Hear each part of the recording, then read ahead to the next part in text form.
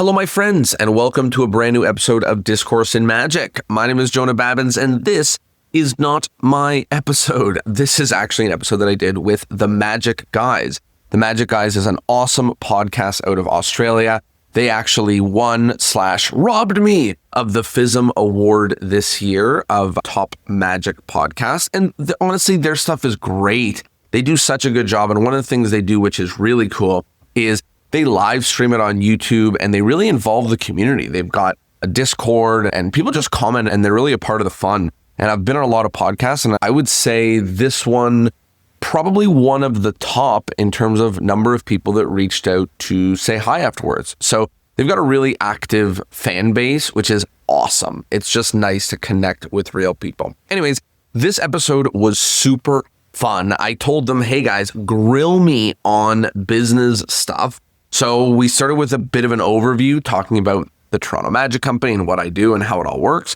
And then we went through some business questions and problem solving and fun. It was mad fun. These two guys are hilarious and we had a real good laugh. So here it is, the episode from the Magic Guys podcast. If you like this kind of thing, go and follow them. They're awesome and they keep their episodes nice and tight and interesting. So I think you will love it. Here it is, a lovely episode with the Magic Guys.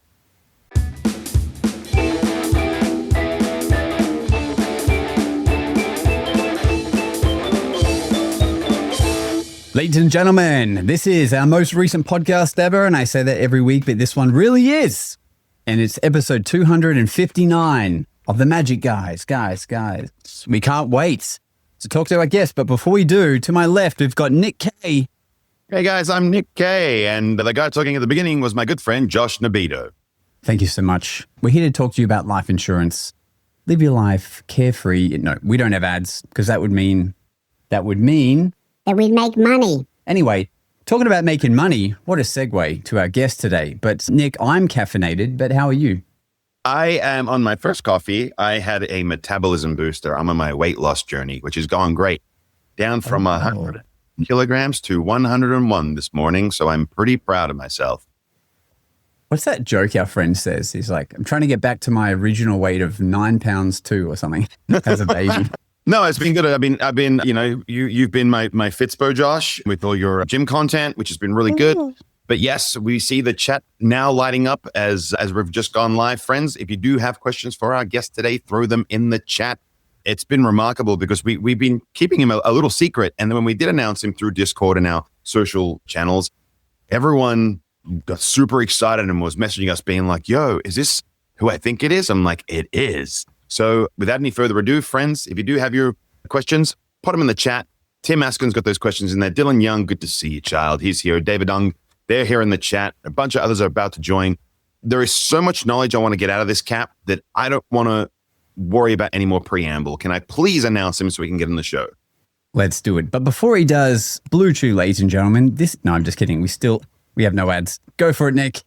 Friends, our guest hails all the way from Canada. He's an entrepreneur podcaster known for his amazing sleight of hand and deep focus in theory, along with his performance psychology. And what he specializes in, I think, is the business of magic. If it's one thing that he's great at, he's all about building the ecosystems around magic, around shows, podcasting, and coaching programs that help our community.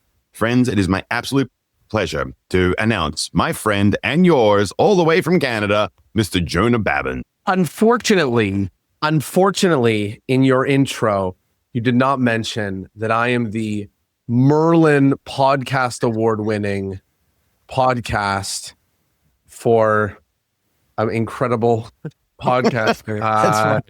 You left that out. I just wanted these as points of topic, okay? So, yes, totally agree. But before we begin, go ahead, Josh. No, I was just going to say the Merlin Award and the FSM Award for Best Podcast equally in value. They mean the same. Now, there's seldom a lot of people on this planet who do not know who you are, Mr. Babins. So please tell us who you are and what do you do? Yeah, so my name is Jonah Babins. I am obviously a magician. I run the Toronto Magic Company with Ben Train. So we do mostly corporate events, handful of public shows, and a smattering of other things. And then I run the Discourse and Magic podcast since 2016. Holy goodness. And then I coach magicians in the six-figure magic mastermind to scale their business to 100, 200, 300K and beyond. And that's a lot of things already. I wish it was less things. So, and that's US? That's US dollars? That's US dollars. Far out, Nick. We are slacking. Oh, speak for yourself. I own houses. Moving on, Mr. Babins. I want to talk about the Toronto Magic Company only because it's what I know about you the least. So let's explore that. I understand you're the co-founder and that you guys produce magic shows and you book performances of corporate events around Canada. I mean, is it just another name for an agency? It sounds like it's a lot more than that. So please tell us, what is Toronto Magic Company? The Cliff Notes is now, in retrospect, it's actually poorly named, but originally it was to produce public magic shows around Toronto. So in our beginnings, we were producing about 2, 4, 6, 8, 9, 10, 11, 12, 13, 14 public shows a month, which is an insane number of public shows. And we did it for a very long time. That number went up and down and it never profited any money. I mean, it made a bunch of money, but mostly just shifted it around in people's hands between venues and ads and whatever. So it made a little bit of money, but it wasn't enough to support the two of us. And then when the pandemic came, I actually lived with Ben still. So when the pandemic came, we started doing virtual shows and it was like, hey, can you get off the Wi-Fi so I can do a virtual show? And we were like, actually, let's do it together. So we started booking all of our virtual shows as a duo act. And before the pandemic, we were booking our own private and corporate stuff separately. And the Toronto Magic was just our public shows. And then finally, through doing that, we really just transitioned the Toronto Magic Company as being the company that houses the two of our gigs. And, you know, I book Ben out and myself out, but sometimes if I'm busy, he'll do the calls and we've got a small team to help us do all that. And now it's just slowly becoming more and more corporate events and less of the private-y stuff, just because that's the way the cookie crumbled as is. So yeah, I mean, the Toronto Magic Company sounds like we're a big theater company that, you know, produces magic shows around Toronto. Now we produce one magic show. It happens 3 times a year in Toronto, sells out instantly, and everyone's like, can I come see? All of our SEO is people trying to buy tickets to shows we don't have. So yeah, poorly named at this point, but once upon a time, it was fitting. And how many magicians are in this troupe, if I can call it that? 2. It's me and Ben. We have like a team of people that help with our like ads and like an assistant and people that do graphics and video and some other side stuff. But it's just the two of us. Every now and again, we'll book out someone else, but I don't want to be an agent. It's a racket. Like that job sucks. So it's just the two of us. Amazing. So just the two of us. Anyone? We try. Yeah. Oh, if Doug was here, we'd have the perfect harmony.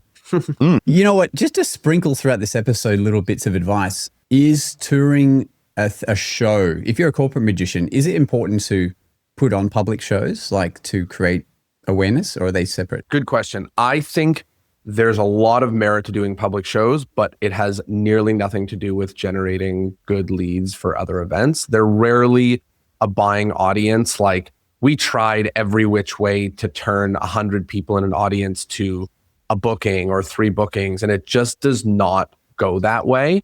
It's good to produce public shows because people come out to see magic with a love of it. So it's an audience that is rooting for you to succeed, and it's fun.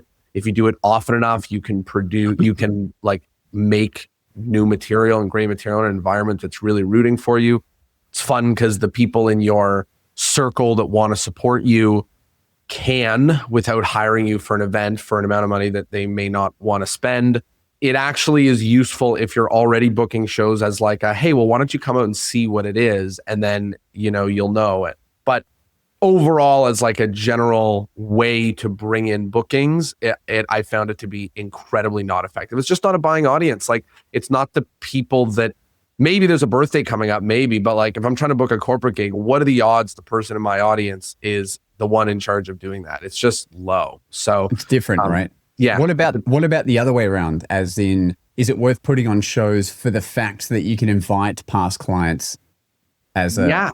Yeah. I just did a session in the mastermind, actually, which I'm sure we'll talk about in a bit, basically saying that every magician, every working magician should do one public ticketed show in their city every year.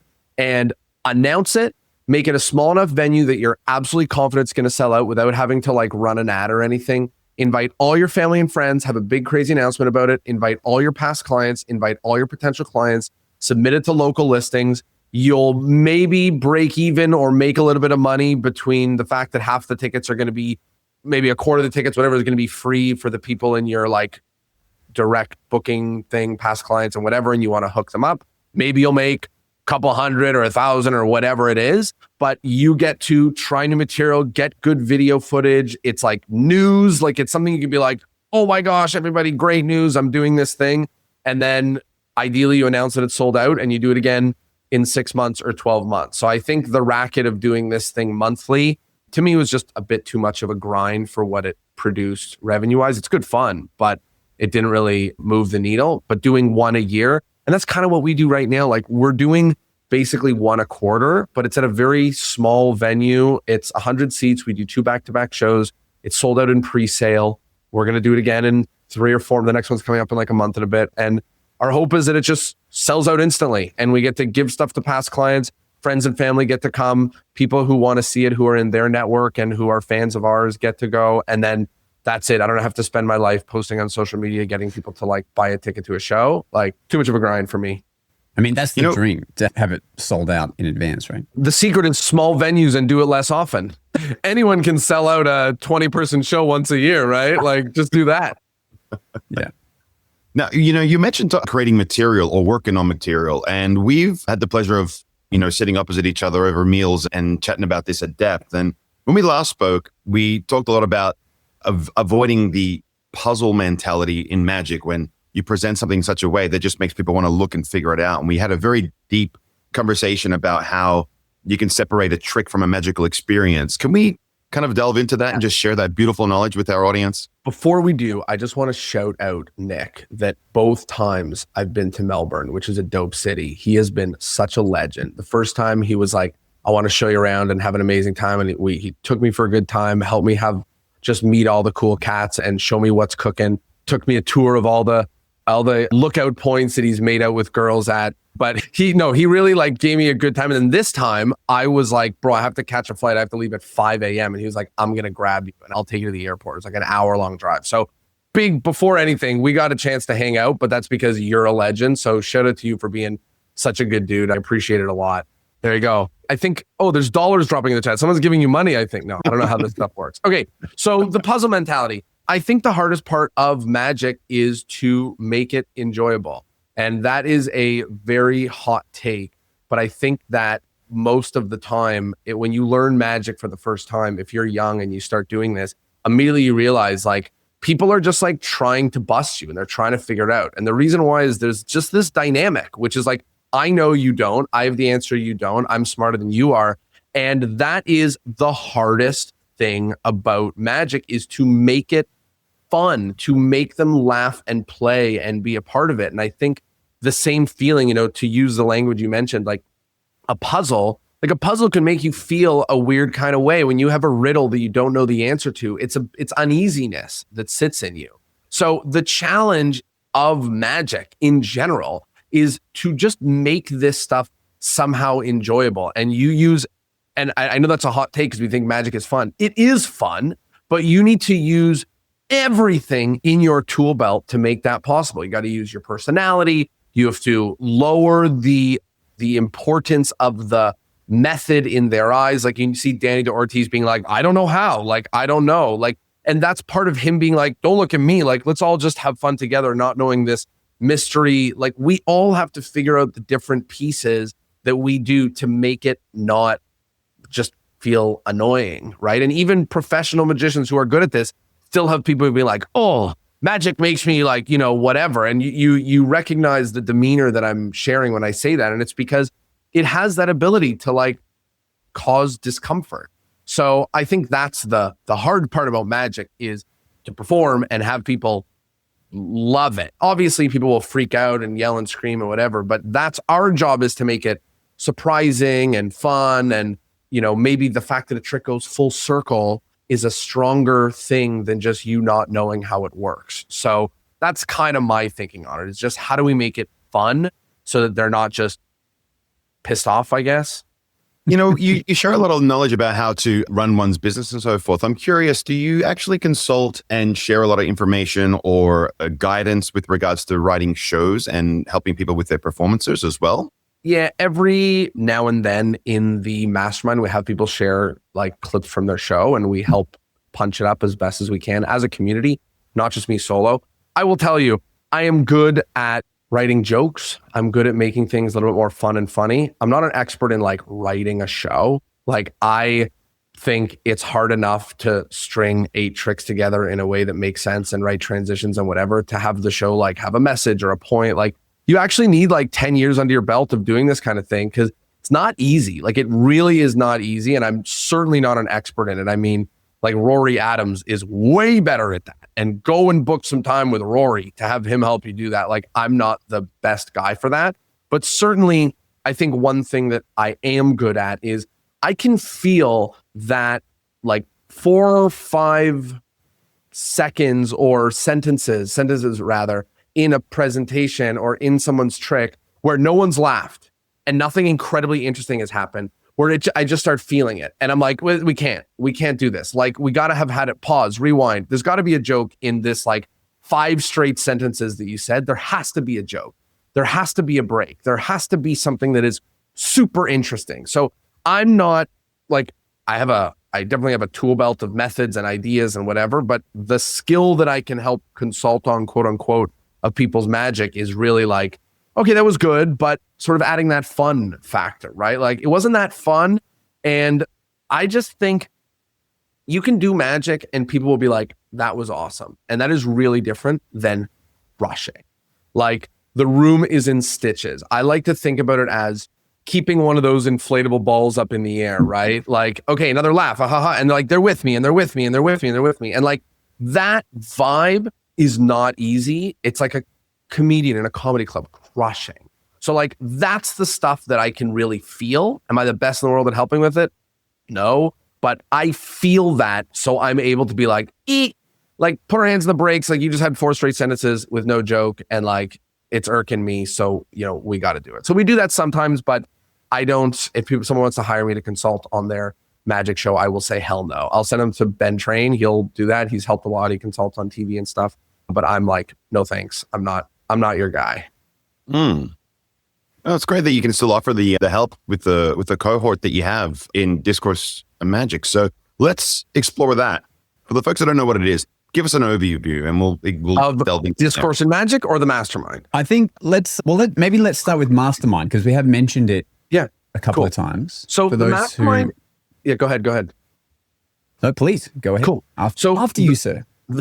Thank you. The Mastermind is the community of magicians that I help to grow their business. So it's helping people, the first really phase of it is to grow from 5 figures to 6 figures. And then from that, it's to scale up from there.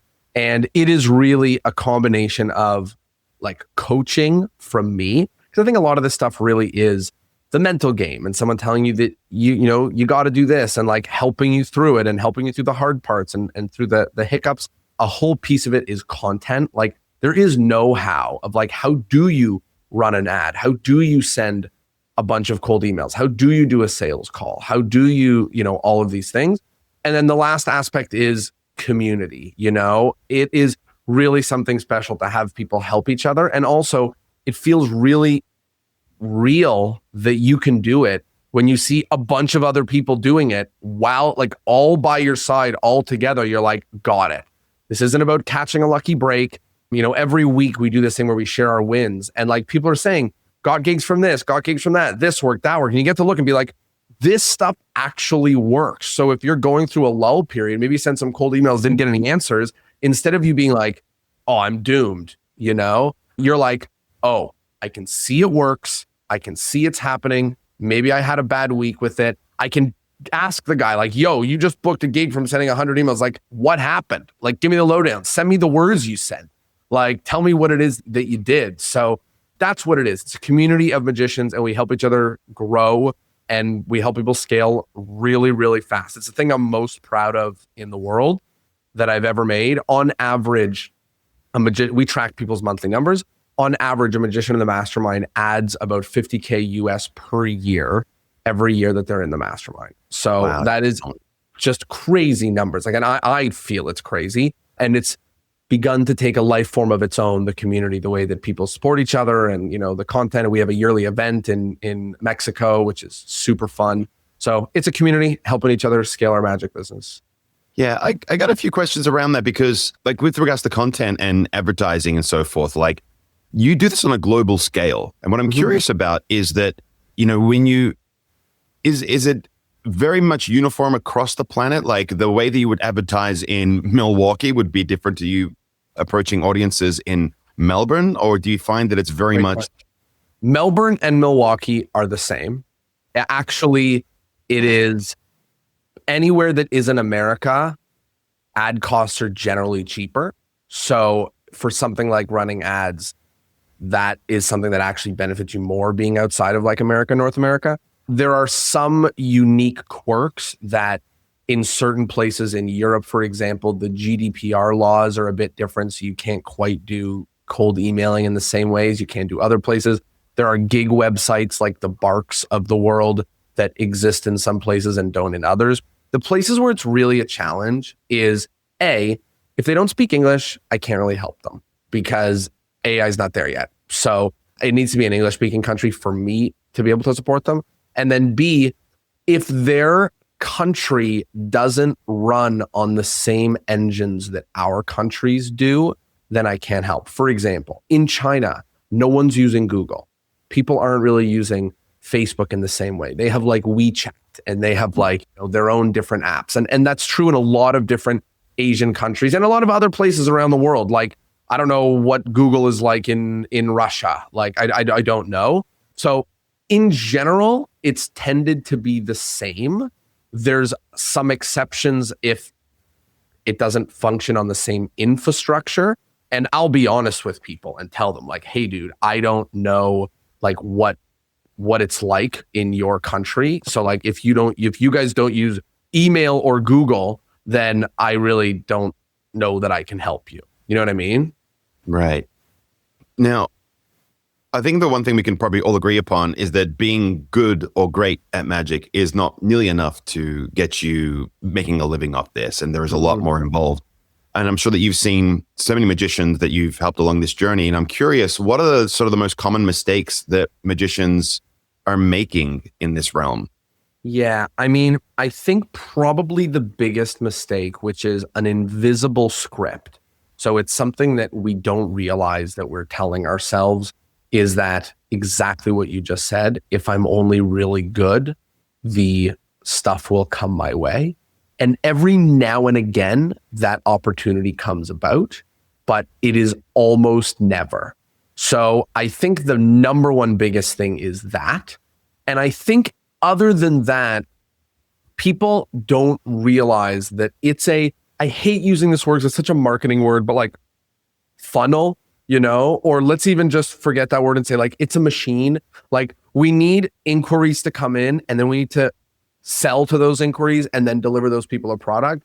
And like all three of those things have to work. So how do you get inquiries in? A million different ways to do that. How do you sell to those inquiries? You know, maybe not a million, but there's plenty of ways to do that. Plenty of options and packaging. You can be the high price guy that does less gigs, a low price guy that does more gigs. And you can have that, like many ways. And then how do you deliver the product? Also, you know, many different options. But I think it's just this amorphous thing for magicians. I think we're artists and like artists aren't like good at that. Like we're just not good at thinking about the business in those terms. So maybe if we end up circling something specific about sales or leads or whatever, like I'll have a more succinct answer. But I think magicians just don't know. Like I love asking people when someone applies for the mastermind, one of my questions is like, where do you get your leads from? Right. Like, it's just like, you should be able to answer that question. Even if you say it's a split 30-30-30, or it all comes from here or whatever, like you should be able to answer that question because you need to know what button to push if you need more of them. Like you have to know what it is to do more of if you need more of them. And when people are like, I don't know, just word them, they just sort of come. Like for me, I'm like, awesome, you're going to be a great mastermind member because you already have a good show and you already know how to sell. And if we just pour gas on this fire, you're going to be great. But also I'm like, cool, you do not understand how this business works. And you've never like properly run a business where you have to handle all three parts of those things. And I'm definitely going to be able to help you. So yeah, you just got to know your numbers, know the data, know these different places that they come from. So I think for a young magician who's looking to get into the game or possibly go full time, I don't imagine that it would be great to jump. I mean, I'm just assuming this and I'm happy to be corrected. Should they be jumping on your platform immediately, or would you prefer that you say, okay, as a young magician or someone looking to get in the game, I believe you should focus on these things first. Yeah, I'll tell you. And then when you're at this point and you really want to elevate, come see me. Yep. So let's explore that first portion before anyone should be approaching yourself to hit those big six figures. What's the advice you want to give to the young magicians wanting to go full time or wanting to make this something that's a properly financially viable option? I used to run a program called Gigs, which was helping those guys grow. And I closed it for a couple of reasons. And one of those reasons was that like, it is not easy. That first step is like not easy. Like it really isn't. You kind of have to either work really hard or catch a bit of luck or like, you know, a bunch of things to actually believe that it's possible. But I don't run that program anymore. And you're right. To apply to be a part of the mastermind, you have to be making at least $20K a year in your magic business, which to some feels like a small number. For others, it's like, oh my gosh, Jonah, why would you do that? Whatever. But it's because like, I really like, I don't want to teach the basics over and over again. Like I want to help people grow, and it's just a different 0 to 1 is different than 1 to 100. In terms of what they should do, number one most important thing is beg, borrow, and steal to get proof. You need photos, videos, and testimonials of you doing the thing that you say that you can do. I don't care how you do it. Perform for free, go to a bar and do magic, offer to do magic at a restaurant for free. Anytime there's an event anywhere, offer to do magic. You have something that I don't, which is if a lead comes into me, I can't do it for $500. Like I can't. My whole business falls apart. I can't book the date off. I can't, like I literally am not able to do that. You, if you're just starting, you can be like, it's free, but I need you to give me an honest review afterwards and I need photos and videos. Or it's exactly the cost of my photographer that I have to bring. It's $250 and I give all the money to him. Like, how's that for a deal? And like, there are people who would be thrilled by that offering to have a magician who is probably good enough, you know, like pretty good. You can do some good magic to be able to do that. So I think the first most important thing is beg, borrow, and steal to get proof. That above all else, you will always stay exactly where you are until you can prove that you're worthy of being paid. So your currency when you're starting is photos, video, and testimonials. Do not waste your time with anything else. Second question is then, okay, Jonah, that's the like sales part maybe. How do I get leads? The answer is everything, everywhere, all at once. The fact that you're free means that it's a lot easier. You can post about it on your socials. If you live in one of those cities that's lucky to have one of those gig sites like a Gig Salad or Bash or Bark, like go on there, pay for leads. Again, you will beat out my guys who I coach in your city because you're $200 and my guys are $2,000. You will beat out a percentage of them. And go and take the $200 and give it to a photographer, videographer. Cold email. That's how I got my start. I will quickly tell a story. I know we only have limited time, but when I was young, I saw this magician came to the camp that I was at. And I was so offended because I was a counselor at that camp and the director did not ask me to perform. So it was a show for the staff and I just stayed home. I was like, I don't want to go. I don't want to see this guy. I don't want people to come to me and be like, "Hey, how'd you like the show? Do you know how he did his trick?" Like, I didn't want to do it. So I was like 16 or 17 at the time. And I was pissed that the director didn't pick me. Day after, I found out that the show was so bad that they had to give all the staff their money back.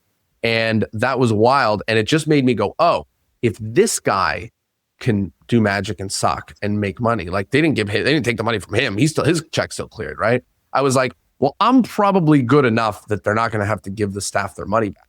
So the next year, I wanted to do what he did. I wanted to perform at camps. So I did what anybody does when you don't know how to do something.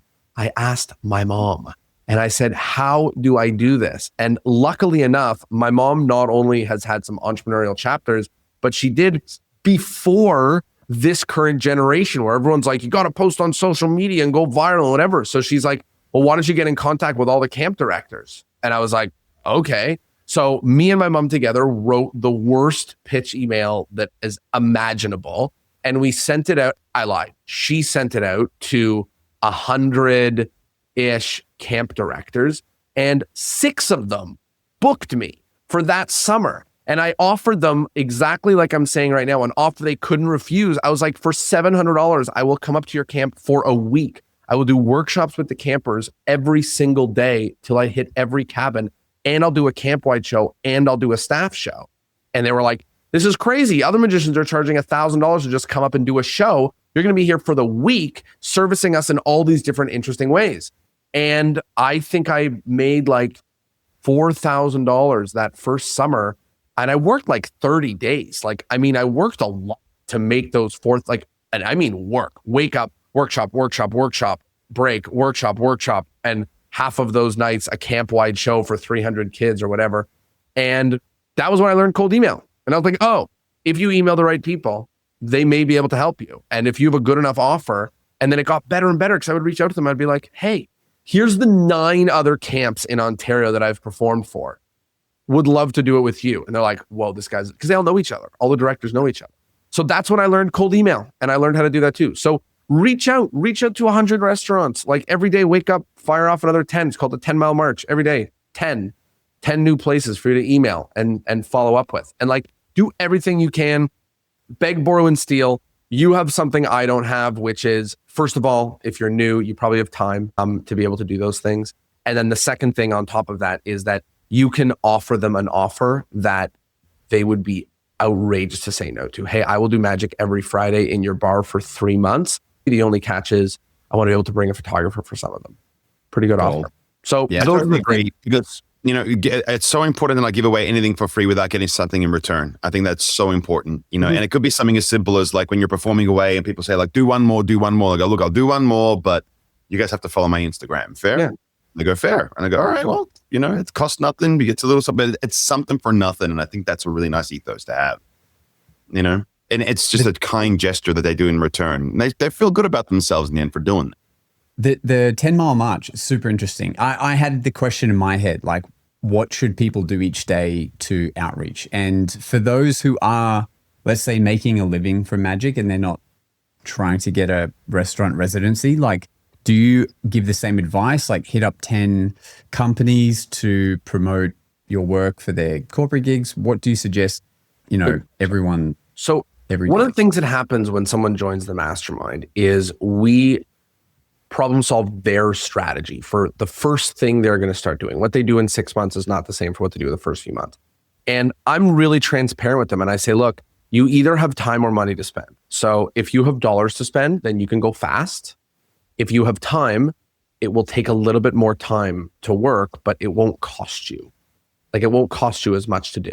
So if you have dollars to spend, there's a lot of things you can do to go fast. You can run a Google ad. You can run a Facebook ad. You can buy leads on some of those gig websites like Bark and get memberships to those sites. Those are things you can do. And like, if you do it right, you can book a gig tomorrow. Like if an ad is working correct, you can book a gig tomorrow. You can buy 10 Bark leads and book a gig today while you're listening to this. If you're like, I don't have dollars to spend and I only have time, the answer is the same as what I said for the other people that are starting. I think still bang for your buck, the best possible use of your time is cold email outreach. But I think at a certain point when you're really serious about it, after you've done the 10-mile march for 2 weeks or 3 weeks and you get it, and you've seen, oh, when I write this, it works better. When I write that, it doesn't. There are softwares to help you do this at a much higher speed, help you collect the emails at a higher speed. With AI now, it's unbelievable. And to help you send those emails. And the cold email softwares don't just send it like a newsletter blast. It'll send an email, follow up in 3 days, follow up 3 days later. If they reply, it'll let you know. It does all these things with your inboxes so you don't go to people's spam. So like, these services are worth paying a little bit for, not a lot. And you can send hundreds and hundreds of emails every day. Do it right. The goal is not here to spam people, but it's to reach out to the right people. I always mention this to mastermind members, anybody who I'm helping, is like, there are only so many ways to get gigs, like gig sites, ads, SEO, content, cold outreach of some sort, referrals, agents, rebookings. Like, we're running out. Maybe there's one or two that I did content on another platform. Like, there's only so many ways. So the secret really is not to do 9 of them half-assed because none of them will work. If you spend an hour setting up an ad, it won't work. You have to learn, watch some YouTube videos, hire someone to help, something. Like, it just won't work to do. Same thing, if you send 30 cold emails, you're going to be like, cold email's a scam. Jonah lied when he was on the Magic Guys podcast. Like, no, man, you have to do more of them. So the answer is not to do a little bit of all of this. It is to pick one of them and like give yourself 30 days of legitimately doing it. All I ask is at the end of the 30 days that you're willing to say, if you and I had a talk and I said to you, how would you rate your effort on doing this in the last 30 days, that you either give me an 8, 9, or 10. If you give me a 4 or a 3, you didn't try it. There's no way that you can say that does not work for me. Impossible. So everything works. I always joke, everything works. Just some work for you and some don't work for you and some work for where you live and some are better or worse, but everything works. Posting content on Instagram works. It's not the grind that I want to be in. It doesn't work as well as I think SEO works, for example, or cold email works in terms of dollars per like effort per dollars, but like it works. All I ask after 30 days of you posting on Instagram, if I tell you, how would you rank your effort? You tell me 9 or 10. What is 9 or 10? It's like 3 a day, man. Like that's the thing you're doing. So put out 100 posts in a month. I promise you will learn so much. One of the videos will pop off. You will, say, oh my gosh, someone inquired about this thing. And I'm like, it'll work. So the answer is everything. And I'm not trying to be vague. I can give even more specific answers, but the answer is everything works. Pick one, get some guidance, either by watching a bunch of YouTube videos, buying someone's course about how to do it, getting help, hiring an expert, whatever, and like put your head down and do it. And everything will work. All right. Well, I think if we want to talk about specifics, sorry, Josh, I was just going to ask, like you've dealt with a lot of magicians and you've seen their growth patterns from 20K to in the hundreds of thousands. The question I have is that what's common among the magicians who have managed to get that growth? What's the most common thing that they all had in common? Are they bald? I'm hoping that's what it is. I bet you they're bald. Is they bald? Yeah, bald. Oh God, I'm ruined. You're saying the ones that have made it to the top, like what do they have in common? Is there a common trait you're noticing? Yep. I'll give you the good news and I'll give you the bad news for the common traits. The good news is almost all of them, they will answer the question. And it actually goes back to what I was just saying. If you say where to get your leads from, they're going to give you one really clear answer. That's where they get their leads from, not 12. And I think it's really exemplifying that question of like can you do not a bunch of things poorly, but one thing really well? If you can send cold emails really well, you can send tens of thousands every month and you can learn what copy works.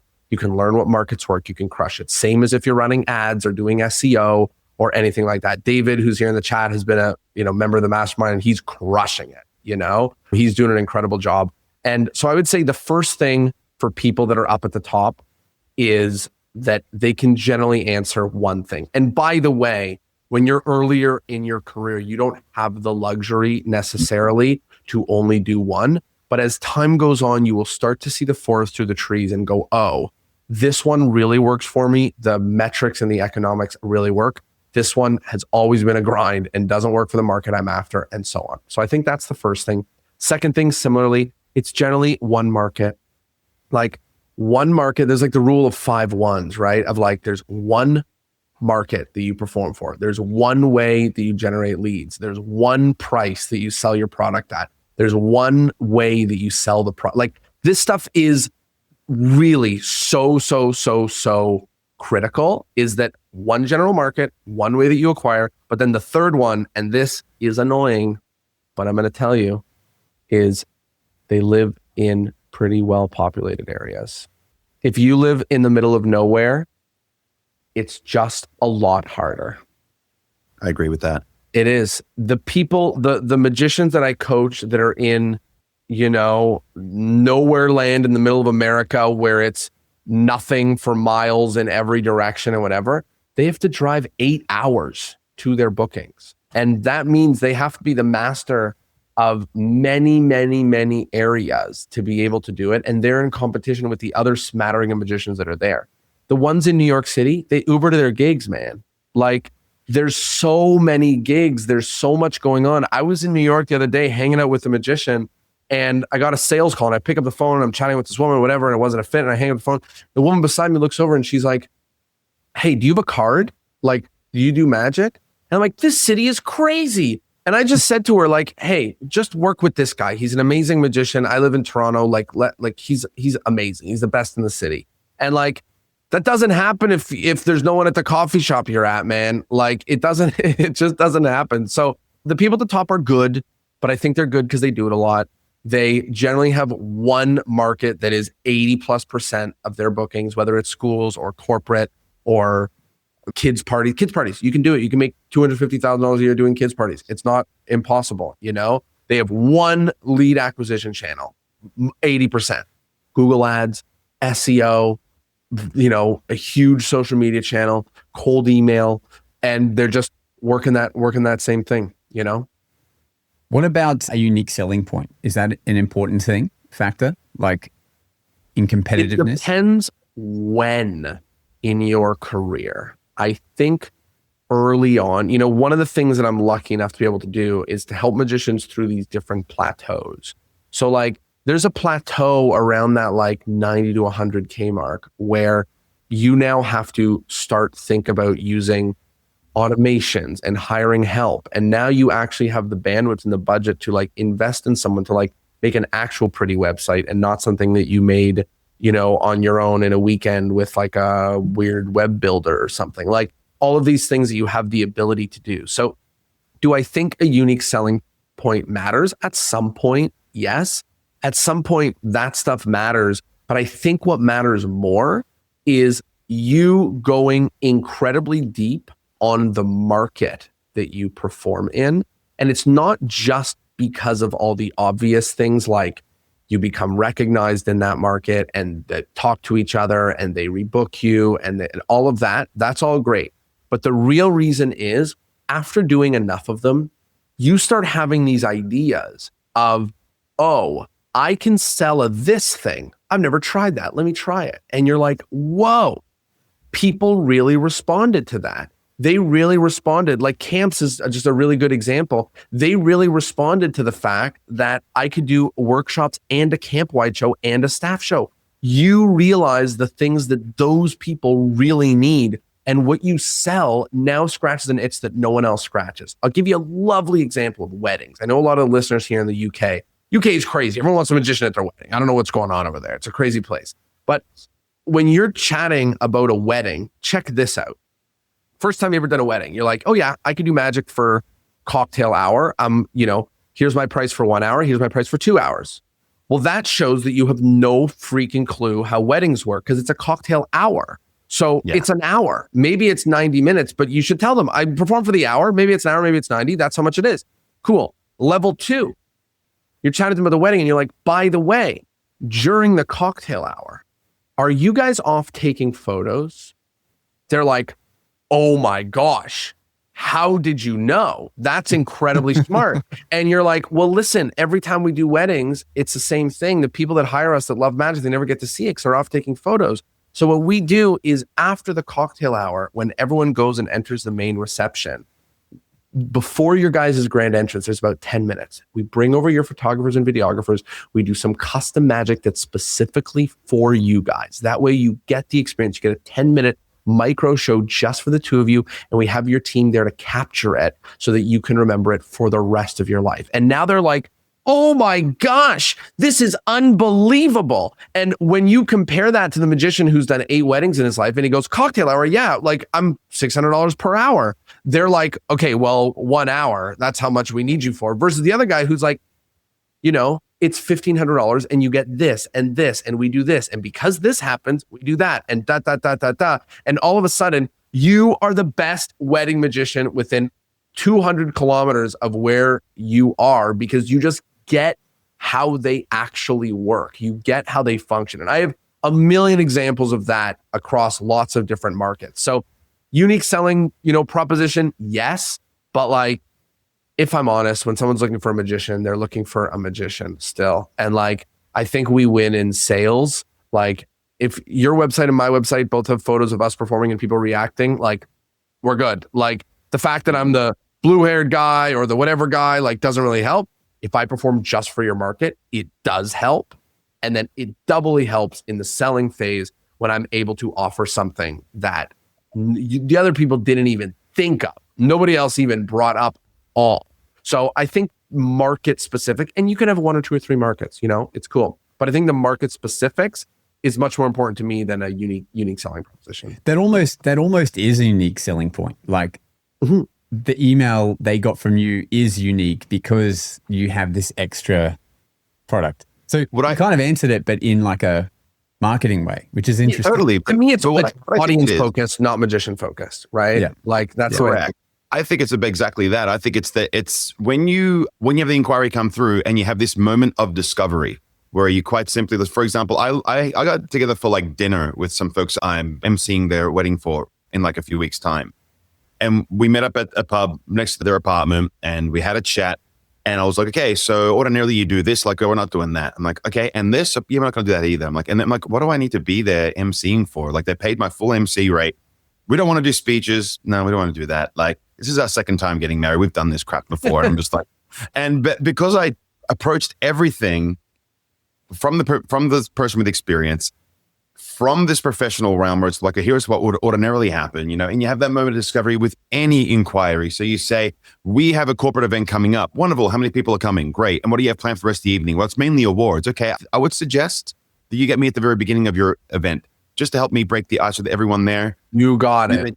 And when you have that little moment of discovery, it's what you're doing in that moment is you're just loading a gun full of bullets that you can shoot back with to like nail this sale. That's one good question not only reveals all the things that they need and how you can help solve it, but also it shows them that you know what the hell you're talking about. A great question for the corporate event thing is it just employees or they're plus ones? Exactly. And they're like, oh, they're plus ones. And now I get to tell my plus one story. My plus one story is that my dad used to own a store. And when he did his yearly Christmas party, he never invited plus ones. And the reason why is because no one would want to have fun because they'd all be babysitting their partners.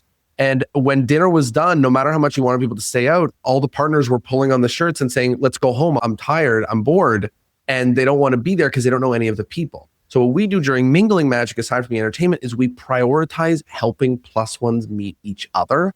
And when we do that right, when dinner's done, they stay because they build relationships. So we want to do mingling during cocktail hour, but we also want to do mingling when people sit at the table. Because if you can get people to connect with a few people sitting at their table that they didn't already know and have a laugh and have a good time, they stay. They stay and they don't leave immediately after dinner. And now that the people are like, oh my gosh, like this is crazy. I didn't realize it, but yeah, our last 5 holiday parties since we started inviting plus ones are just not fun anymore. Why? Like I didn't realize that. And like you're able to tell them because you do it so much. Absolutely. Amazing. I think I remember reading in, what book was it? Oh my God. A Brian Tracy selling book or something. They call it the power question. And it's like, if you can ask the customer a question that either they've never been asked before or it makes them think in a new way, then all of a sudden, even though it's a question you've asked, you become the authority in it, right? And so I'll give you 2 banger questions and then I'll just do a soft little pitch just because we're ended up talking about sales calls. But the banger questions are these. I love to ask, what would make this event so awesome that if you called us Monday morning to say, Jonah, that was the best thing we ever did, what would it have to accomplish? Oh my gosh, amazing. You're going to get everything you want in that one question. You're going to go, if people laugh and have a good time, they're entertaining, they mingle with each other. Cool, awesome, noted. And then I go, what would make you call me on Monday and say, I want a refund? That was a nightmare. And then they go, I guess if it was inappropriate. And you're like, perfect. Now, when I describe our stuff, I get to tell you about how interactive it is and that it accomplishes XYZ and also that it's 100% clean, like, and share that that's what we do. We actually solve both sides of those bounds. I'll add my little soft pitch. I don't actually have the stuff set up yet, all the automations, but next week I'm running a workshop called something sales calls, a sales call blueprint for anybody that wants to go through this entire process. It's going to be awesome. It's going to be rad. So if you find me at Discourse and Magic on Instagram, send me a message with the word sales.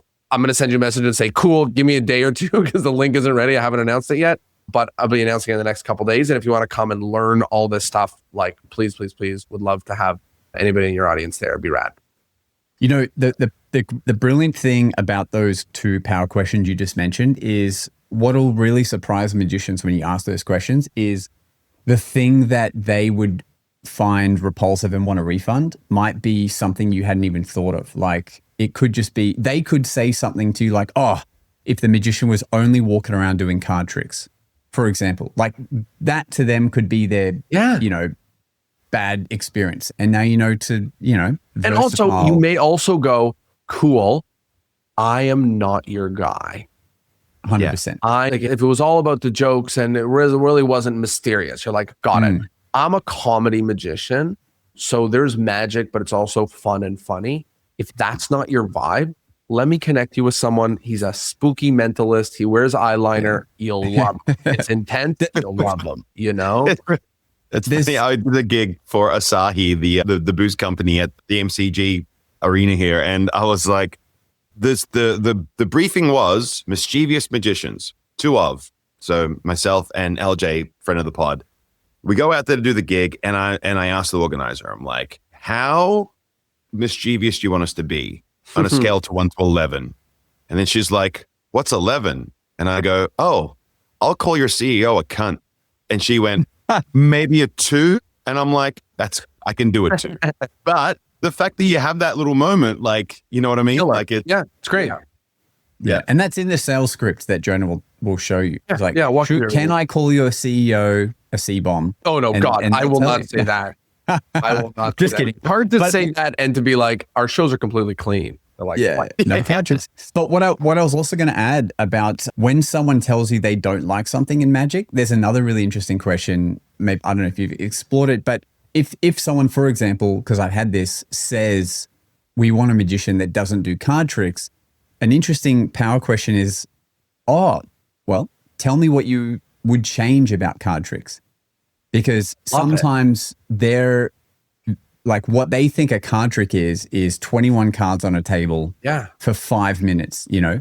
And then you're like, oh, you haven't experienced, like in your head, you're like, oh, you just don't know what like actual card magic is. You've just experienced, you know, and then you can still do card magic, but you can explain, don't worry, there's no dealing cards on a wet table where people are bored. This is very different, you know, and then you can move past that. So that can be something really interesting too. Like, tell me what you would change about the thing they just said they don't. Love it. Such a good question.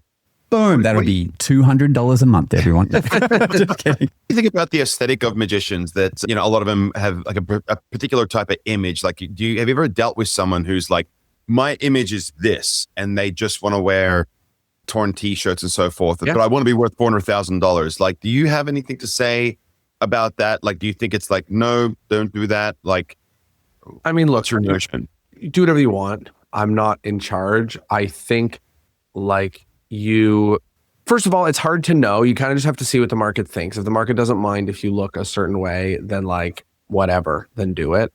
I've dealt with it, and I just say exactly what I said to you, which is like, I think you should, if you want to do more corporate gigs, you should probably look more corporate. If you want to do kids shows, you shouldn't look so spooky. Like, you know, you're going to be making your life a little bit harder, but you do you, man. It's an art. Like, if you want to take a hit to the business by doing the exact art that you want. Like, I think a lot of us, to be real, don't do exactly the art that we want to do, that we would maybe do in a public ticketed show in a theater, that we do at a corporate event, because we're going to have to meet them in the middle. So like, if someone wants to draw that line somewhere else for themselves, that's cool with me. It might take a hit to the business, like whatever, like that's cool with me. If you definitely want to do it, like go for it, man. You know? Yeah. I have an interesting question, because you've spoken, like you've had over 300 episodes on your podcast, and you've spoken to hundreds of magicians on that very same podcast. And I'm just curious, what do you find that the best of the folks you've interviewed, what do they have in common with regards to the success of their businesses? Yeah. So many things to try to unpack from this. The first is the reason why I took a hiatus, which is now back. Discourse Magic Podcast is back. Everyone rejoice. But the reason why I took a hiatus from it was because everyone just said the exact same thing all the time. It wasn't like mind-blowingly surprising how to be creative. It's set aside time to be creative, have a shop and spend time in it. Like, not that mind-blowing. Like, how do you get good at magic? Well, you do it and you watch the footage. Like, how many more people need to tell me that, perform lots and watch all the footage and write? Like, I really like, how many more times have friends that help you do it? Like, so that's the reason. It's almost like the same things over and over again. That being said, I just want to share a really important distinction that a lot of magicians don't think about. And I've just been really had the front seat at, which is the magicians that you look up to, everybody listening, are probably not the most successful performing magicians around. They're just not.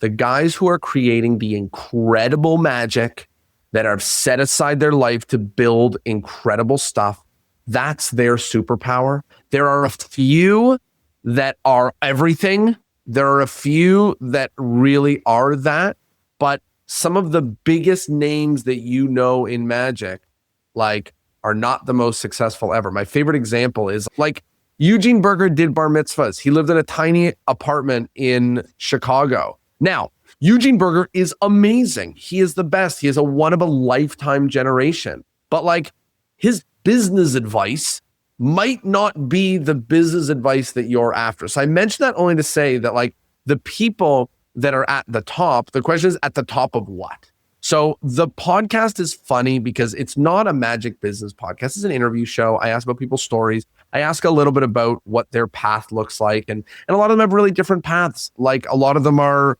consultants and a lot of them are writers and a lot of them do like many, many, many different things that you could do. But I would just say, like, be mindful, only take advice from the people that you would switch places with. And as a performing magician, I would switch places with Eugene Berger any day. But I'm willing to bet that some of the people in my community, like, run a better business in terms of performing magic for corporate gigs than he ever did. I don't know his numbers. Maybe a Chicago cat knows it, but like, and I don't mean to be bagging on him. He's amazing. Like, I love everything he's ever done. But yeah, the people that I interviewed on the podcast are not necessarily the most successful magicians. They are, to be honest, the way I do the podcast, which I'm sure is similar to you guys, is like, I just interview the people I'm interested in chatting with. And like, generally the way that you get interviewed on my podcast is I have to like you. And then I have to be interested in the thing that you're known for at that moment. So like, if I know that you do incredible memorized deck work and I'm like obsessed with it, like, okay, there's like a good chance that we'll chat about that kind of thing. If in that moment, that's the thing that I'm the most interested in. So I just used it to follow my path and my journey. So not everyone was like the best magic business operator, ever. Some were the best at building gimmicks or this or that or whatever. That's why we've never been invited on the pod, Josh. Just so. Because I know enough about magic podcasting, okay? I know enough. I don't need any more. Jonah doesn't like us. Don't care about what we do. You guys are my Australian nemesis. You robbed me of an award that I flew to lose. Mate, we're a loser. Going all the way there to lose the award. And I went to congratulate you guys, and none of you were even there. You guys weren't even there. And I got to say, sat on the couch and won. Yeah. Being given this invisible award, all it's done is put pressure to like not quit it now. That's all what? It's good. It's good pressure, by the way. It's so good. By the way, originally, and you guys got the email about it, it was like, we're going to be presenting the awards. Come on stage. You're going to accept it. It was 13 straight seconds. Josh J on stage being like, podcast award is Magic Eyes. A newsletter award is Daily Magician. An award is an award. Thank you. And he leaves. And I'm just like, what? Like, if I knew that there was no a physical award giving, even though I didn't win, I wouldn't have gone there. Okay? FSM is painful. Have you guys ever been to a FSM? No. We're told we need to go, and you're the first ones to say no. Let me tell you what FSM is like. FSM is like when your dad catches you smoking a cigarette and he makes you smoke the whole pack. Okay, you wake up from 8 a.m. to noon. There is back-to-back 8-minute close-up magic sets for 5 days, and then from 1 p.m. to 5 p.m. there's the same thing but stage. So all day, every day, you're watching back to back to back to back. Best case scenario, 1 in 4 is great. Wow. That's best case scenario. So if you guys are people that see a lot of magic, which I think you do, it's like work. Like it is work to sit there at FSM and watch 8 straight hours of magic, 75% of which is not great, for 5 days. And then there's like lectures and all this stuff, whatever. So FSM's great, but don't watch all the people that someone tells you to watch. If they're like, this guy's great, go watch it, leave, go hang with your friends, go get a pint. Like, don't think that you have to watch everything. Both FSMs I went to, I tried to watch it all. And every day I'd be like, this was harder than most days of work that I've had to just consume this. So wait till it's in a city you like and just go and have a pint with all your magician friends and don't worry about watching the competition.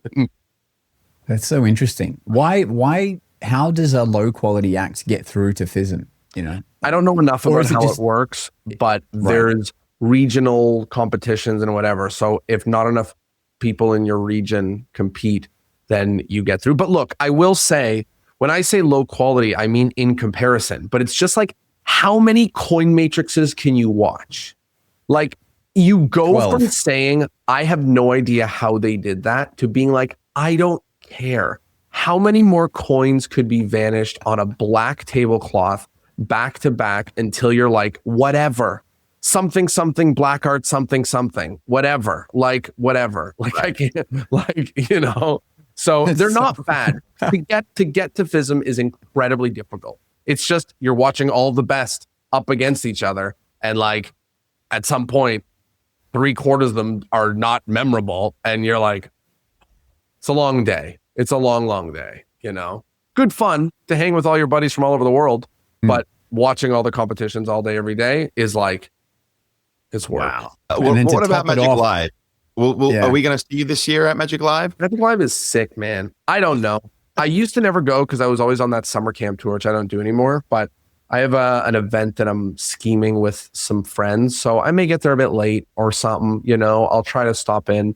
But usually I'm at like 1 to 3 conventions a year. I did Magi Fest already, which was a hoot. And then Magic Live, I'll try to be there. No promises. I usually decide in the last inning, depending on if nothing else comes and pops in the calendar. No matter when, as soon as I book a convention, that's when everyone wants to hire me. Like every time. No, if I don't book it, it stays empty. If I book it, I'm declining gigs every single day for that weekend. So I don't know. I'll figure it out, but I'll probably be there for a day or two. Great. Awesome. That's how the universe works, and we love it. But I think that's all we have time for. I mean, please, if you want to give me one more juicy question so I don't end on a rampage about FSM. We can't do that. Give me something else, you know? Please. Well, what is the ceiling? What is the floor to ceiling range in which magicians can actually book gigs at price wise? Like magicians have in their head, you know, a number they think they're worth, but sometimes it just takes hearing what someone else can book a gig at that actually makes you go, oh shit, well, I perform similar to them. Maybe I can charge that much as well. Like give them something to be excited about in their career. I'll say for a regular guy who is not world famous. Yeah, let's go not famous working. Not Oz Perlman, like not, you know, knock the top 100 people off of the charts. Like I would say the floor, whatever the heck you want. I don't know. There's no floor. The ceiling, like it really starts tapering well off after 10K for an event. Like there are people that do 15s and that do 20s. Those are the like A- of the world. And not that they're not good, they're just not famous. Some of the best magicians are the ones that are those people because they're like work, you know, and they work to get that good. So like the 10 to 20 range is like the best of a regular hardworking person who didn't, I don't want to say catch a break because I don't think that some of those really famous people like caught a break. Like they work hard, man, to get those opportunities.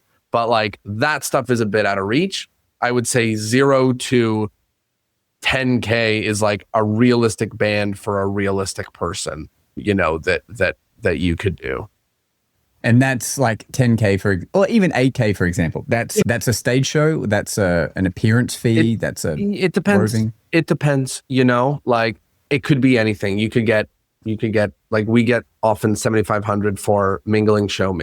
So mingling during the cocktail hour, a show after dinner, and then mingling for the rest of the night, with everyone, maybe a 150 person event, or something like that. So like that's a reasonable thing that you could get. But again, in your market, with a crap ton of proof, with lots of reviews and case studies, maybe, and testimonials, and all of these different things where what they're paying for is not the magic.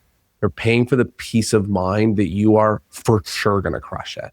Like, they just don't want to gamble on it. If it's important enough event, they just want to gamble on it. And yes, there are less events that want to spend $7,500 on their magician than events that want to spend $1,000 on their magician. There are less. You are in a smaller pool of competition to do that. But it is possible. You can do it. Not impossible. Hell yeah. Yeah. I love it. I agree. And I think if you represent well enough and you are a professional, like I remember a wedding I did probably 2 or 3 weddings ago, maybe 4 now, but they said, we booked you before we booked anything. And I was like, really? They go, yeah, like we booked you before a venue, we booked you before flowers, we booked you before cake. Like we just knew that yeah, if it was but those people are lunatics. That's not how you plan a wedding. That's a crazy way to plan a wedding. Like, okay, we're getting married. Here's the date. We got to start magician. Let's start planning after we have that locked in. Yeah. Well, I did magic. I emceed their wedding as well. So it was like me doing magic, emceeing, make sure everything's cool. And, I was first one there, last one to leave, but that's a privilege they paid for. And it was a great day for all. Like we had a blast. They checked his availability first and then they got engaged. picked a venue and a date to get married. Yeah. Yeah. Then he's like, oh, he's available. Okay, let's get engaged. 100%. Look, if you want to follow Jonah, all his details are below to the Discourse and Magic channel. Jonah Babins. I'm going to type hi in the comments for anybody that is here if you want to follow it on YouTube, because the thing's coming on YouTube. But yeah, man, we're on all podcasting places, Discourse and Magic. We've interviewed every famous magician you can think of and 200 more.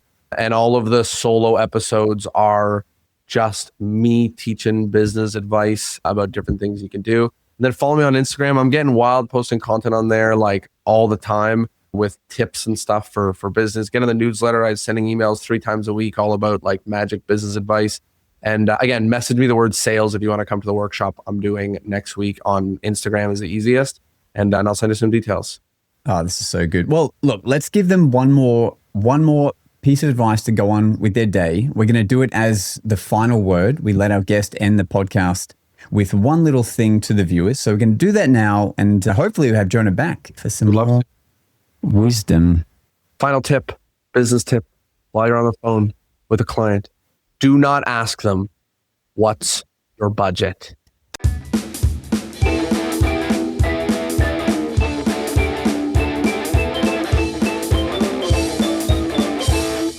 Well, there you have it. Hope you liked the episode, and I hope, of course, that you learned something.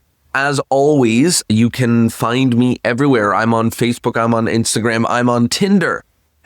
No, I'm on Instagram at Discourse in Magic, and I've been posting some great business stuff for free. That's there. It's free, and it's for you, and it's rad. So hopefully I can see you hanging out there on Instagram. Otherwise, thanks for being here, and I'll see you next Thursday. Ciao.